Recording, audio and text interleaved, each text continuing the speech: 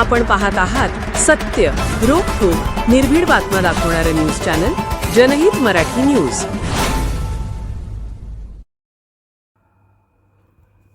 कासारी येथील एका अल्पवयीन मुलीची आत्महत्या नसून घातपात केल्याचा नातेवाईकांचा आरोप. आरोपीला अटक न केल्यास मृतदेह ताब्यात घेणार नसल्याच्या भूमिकेवर नातेवाईक ठाम. केज तालुक्यातील कासारी येथील एका अल्पवयीन मुलीची आत्महत्या नसून घातपात केला असल्याचा नातेवाईकांनी आरोप केला आहे. जर पोलिसांनी तात्काळ आरोपीला अटक न केल्यास मृतदेह ताब्यात घेणार नाहीत अशी ठाम भूमिका पीडितेच्या नातेवाईकांनी घेतली आहे. आणि याबाबतची सविस्तर माहिती अशी की दिनांक 2 एप्रिल 2026 रोजी दुपारच्या वेळेला पीडिता ही घरातून निघून गेली होती. नातेवाईकांनी गावात आणि परिसरात आणि इतर नातेवाईकांकडे शोध घेतला असता ती कुठेही आढळून आली नाही. म्हणून दिनांक 3 एप्रिल 2026 रोजी धारूर पोलीस ठाणे येथे पीडितेच्या आईच्या फिर्यादीवरून गुन्हे रजिस्टर नंबर 127/2026 कलम 137(2) भारतीय न्याय संहिता BNS 2023 नुसार गुन्हा दाखल करण्यात आला. त्याच गावातील रोहित श्रीकृष्ण सानप हा त्याच्या घरी मिळून आला नाही. श्रीकृष्ण सानप यांनीच पीडितेला अज्ञात कारणासाठी फूस लावून पळवून घेऊन गेला आहे असा पीडितेच्या आईसह नातेवाईकांचा संशय आहे आणि म्हणून त्याच्या विरोधात फिर्याद दिली असे सदरील फिर्यादीत पीडितेच्या आईने म्हटले होते. रविवार रोजी गावातील शेतातील विहिरीत पीडितेचा मृतदेह सापडला.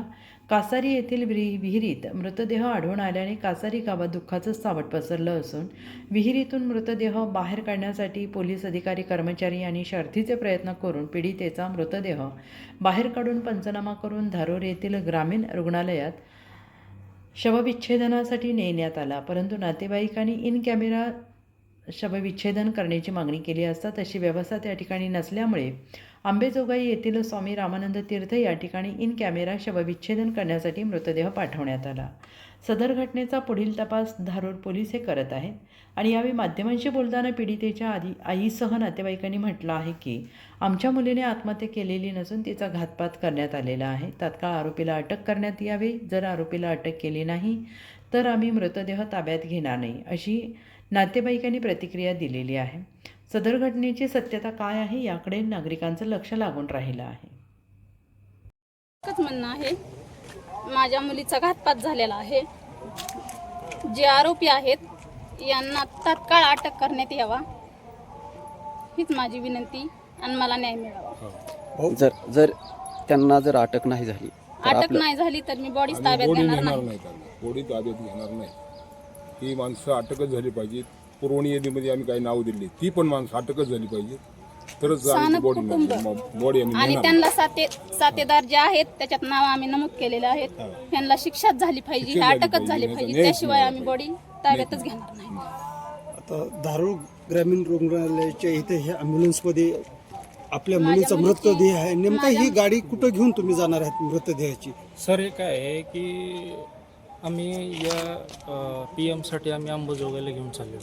अंडर CCTV PM व्हायला पाहिजे आणि त्याचं हिस्टोपॅथ पाठवून त्याचा योग्य ते रिपोर्टच मिळायला पाहिजे. जो तिच्यावर अन्याय झाला, जो अन्याय झालाय त्याला न्याय मिळायला पाहिजे सर. माझं हेच म्हणणं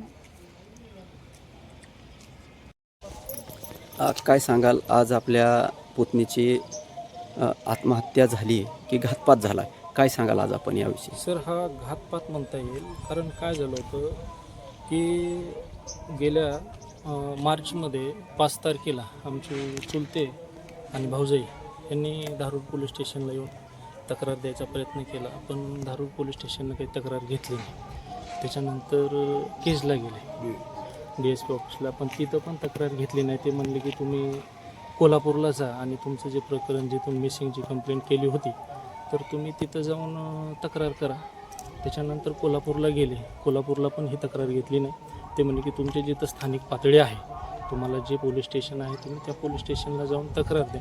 आणि ही तक्रार गेल्या मार्चमध्ये 5 तारखेला जर घेतली असते तर ती आज ही मुलगी मेली नसती. आमचं एवढं सांगणं सर. आणि हे सगळं यांचं त्याचं काही तुमच्याकडे अर्ज वगैरे अर्ज आहे ना सर? आमच्याकडे हा अर्ज आहे. तुम्ही या कॅमेऱ्याच्या आमच्या समोर दाखवू शकता? हा अर्ज आहे. हा अर्ज आम्ही दाखल केला होता, परंतु इथं काही त्याची नोंद करून घेतली नाही. ते म्हणे की तुम्ही कोल्हापूरला जा. तो अर्ज कुणाच्या नावे दिलता तुम्ही? स्वतः मुलीच्या सिग्नेचर मुलीची सही करून आहे स्वतः त्याच्यावर. मुलीनं हे सगळं प्रकरण लिहायला त्याच्यावर लावलं तिची होतं. स्वाक्षरी आहे का? तिचं स्वाक्षरी आहे ना सर. ही सही आहे. ही हस्ताक्षरमध्ये तिची सही आहे. तुम्हाला पोलीस आम्ही स्टेशन हे ते वारंवार- धारू यांच्याकडून काय सांगण्यात आलं? मग ते म्हणणे की तुम्ही इथं नाही, तुम्ही काय करा की तुम्ही पहिली जिथं कंप्लेंट केली होती ती जी तिथून तिला उचलून नेलं होतं, तुम्ही तिथं जाऊन कंप्लेंट करा, इथं कंप्लेंट करायची गरज नाही, आम्ही इथं घेत नाही असं म्हणून त्यांनी कोल्हापूरला पाठवण्याचा प्रयत्न केला. आम्ही कोल्हापूरला पण गेलो, पण कोल्हापूरला पण ते म्हणणे की तुमची जिथं सुरुवातीला म्हणजे तुम्ही तुमचे जे गाव आहे तर तिथं तुम्ही कंप्लेंट करा असं त्यांनी सांगितलं. बरं, नेमकं तुम्ही आता आरोप केला पोलीस प्रशासनावर की दिनांक 5 मार्च 2026 रोजी तुम्ही धारूर पोलीस स्टेशन येथे सर- मुलीला घेऊन तक्रार देण्यासाठी गेलात. नेमका तो प्रकार काय घडला होता म्हणून तुम्ही कुणाच्या विरोधात नाही, तक्रार सर, देण्यासाठी काय झालं गेलेला होता? होतं की आमच्या गावातली आता ते जे अर्जावर आम्ही पूर्ण नमूद केलेलं आहे, गावातला जो मुलगा आहे सानप म्हणून, कृष्णा सानप म्हणून, तर त्यानं रोहित कृष्णा सानप, तर त्यानं काय केलं होतं की 2 महिने मुलीला घेऊन तो कुठं राहिला आम्हाला काही कल्पना नव्हती आणि त्याने किडनॅप करून घेऊन गेला आणि 2 महिने त्यानं म्हणजे शारीरिक शोषण करून तिला म्हणजे आमिष दाखवून अशा प्रकारे तिचं लैंगिक शोषण करून आणि हे प्रकरण ती ज्यावेळेस आली होती कोल्हापूर पोलीस स्टेशनला त्यावेळेस हिनं स्वतः ही कंप्लेंट द्यायचा विचार केला, परंतु धारूरवाल्यांनी घेतली नाही, केसमध्ये पण घेतली नाही आणि कोल्हापूरला पण घेतली नाही. तुम्हाला जर असं ही जर म्हणायचं का? कंप्लेंट जर समजा घेतली असती तर आज ही मुलगी गेली नसती, मेली नसती. आमचं म्हणण्याचं काय की हे जे आरोपी आहेत, जे अर्ज दाखल केलेले आहेत आम्ही याच्यावर पूर्ण आम्ही नमूद केलेलं आहे सर. तर हे जेवढे बी आरोपी असतील ते हे सगळ्यात पहिले ह्यांना अटक व्हायला पाहिजे, आमचं एवढं सांगणं आहे प्रशासनाला. तुम्हाला असं म्हणायचं आहे का की सदरील घटना ही सुनियोजित कट आहे आणि मुलीने आत्महत्या केली नसून हा घातपात आहे? 100% सर. तुम्ही या चॅनलच्या माध्यमातून पोलीस Yes, yes. प्रशासनाला काय आव्हान करणार? नाही सर, काय माहिती आहे का, हे जर सुरुवातीला घडलं असतं, हे जर तक्रार घेतली असती तर ही गोष्ट घडली नसती. प्रशासनानं थोडंसं गंभीर स्वरूपामध्ये ह्याची दखल घेतली जर असती तर ही घटना घडली नसती. आमचा आरोप आहे प्रशासनाला की त्यांनी आता तरी कमीत कमी आता तरी व ते जे कोणी आरोपी आहेत तर त्यांना ते अटक करायला पाहिजे.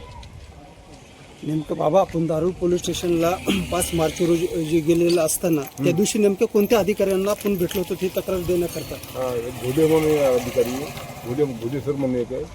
पण DSP कडे गेलो केरला DSPने ती म्हणजे तुम्ही कोल्हापूरला जा. धारूर पोलीस स्टेशनला घोले आणि दुसऱ्याने काय त्यांची नावं लक्षात राहत नाही, ते घोले एक माहिती ती येतात. ती म्हणली तुम्ही कोल्हापूरला जा. म्हणजे असं म्हणल्यानंतर आम्ही कोल्हापूरला गेलो. कोल्हापूरला ती म्हणली तुमच्या सर हदीमध्येच हे करा आणि काही पुढे जर हे आम्ही तुमच्यात पहिली केस टाकलेली आहे, ते केसवर तुम्ही हे करा, पुरवणी यादी घ्या आमची. ती म्हणली याच्या पुढं काय झालं तर आम्ही जबाबदार आहे. कोण म्हणलं जबाबदार आहेत म्हणून? करवीर पोलीस स्टेशन म्हणून. याच्या पुढं काही झालं तर आम्ही आहेत ना, जातो मी माघारी. त्यांनी पण घेतली नाही. ताई, असं झालं. आपल्या मुलीचं ही आत्महत्या आहे की घातपात आहे नेमकं आपल्याला काय म्हणायचं आहे? घातपातच. माझ्या मुलीचा घातपातच केलेला आहे. नेमकं संशय आपला कुणावर बळकटत आहे? ती मी अर्ज लिहिली आहे कृष्ण ना. सानप अर्जामध्ये आम्ही नावं नमूद केलेले आहे. आमचा ज्याच्यावर म्हणजे 100% संशय आहे हो, 100% त्यांचे नाव आम्ही नमूद केलेले आहे. माझं एकच म्हणणं आहे, माझा नवरा वारून 7 वर्ष झाले, आमच्या मागं माणूस कुणीच नाही, आम्हाला न्याय मिळाला पाहिजे. न्याय मिळाला पाहिजे. ही लोक बॉडी न्यायच्या आधी अटक झाली पाहिजे. आम्ही ज्याचं नाव दिलं पुरवणी यादीमध्ये काही नाव घातलं जेवढे त्या अर्जामध्ये नाव अर्जामध्ये आहे पुन्हा तेवढे काही नाव अगोदर घातलं अटक झाली. ते बी अटक झाली पाहिजे, नाही आम्ही ती बॉडी नेणार नाही. आता हा मुलीचा मृतदेह नेमका कुणाला समजून आला आणि हे कसा तो शोध लागला याचा? ती गावातली काही मंडळी जी गावातली होती शेळ्या चारणारे ते लोकं. शेळ्या चारणारे किंवा शेतामध्ये काम करणारे त्यांच्या थ्रू ते हा, कॉन्टॅक्ट झाला. त्यांच्या आमच्या पुढं. गावचे जे सरपंच आहेत उत्तम डोईफुडे, तर त्यांना संपर्क साधला गेला की ते म्हणले की त्यांना वैद्य फोन बॉडी आला पडलेली आहे आणि त्यांचं रंगरूप अंगावरचा ड्रेस वगैरे आणि ऑलरेडी 2 दिवसापूर्वी धारूर पोलीस स्टेशनला तक्रार दिलेलीच होती हा, परवा की दिली. यांनी परत तेच काम केलेलं म्हणून. हा. धारूर पोलीस स्टेशनला तक्रार दिलेली असतात. मग ते आम्हाला ते सरपंचांना काल फोन आला. पंचनामा येऊन गेला. हां, पंचनामा वगैरे काल झाला होता. आज सकाळी फोन आला त्यांचा, एक 12च्या सुमारास फोन आला होता. ते म्हणले अशा असं आहे, तर बॉडी पडलेली आहे विहिरीमध्ये, तर मग सगळ्यांनी त्या विहिरीकडे धाव घेतली. नेमकी ही बॉडी कुठं आणि कोणत्या ठिकाणी तुम्हाला आढळून आली? कासारी गावामध्ये शेतामध्ये गावाच्या बाजूलाच आहे. गावाच्या बाजूला. हो. जनहित मराठी न्यूज चॅनलला लाईक करा, शेअर करा आणि सबस्क्राईब करा.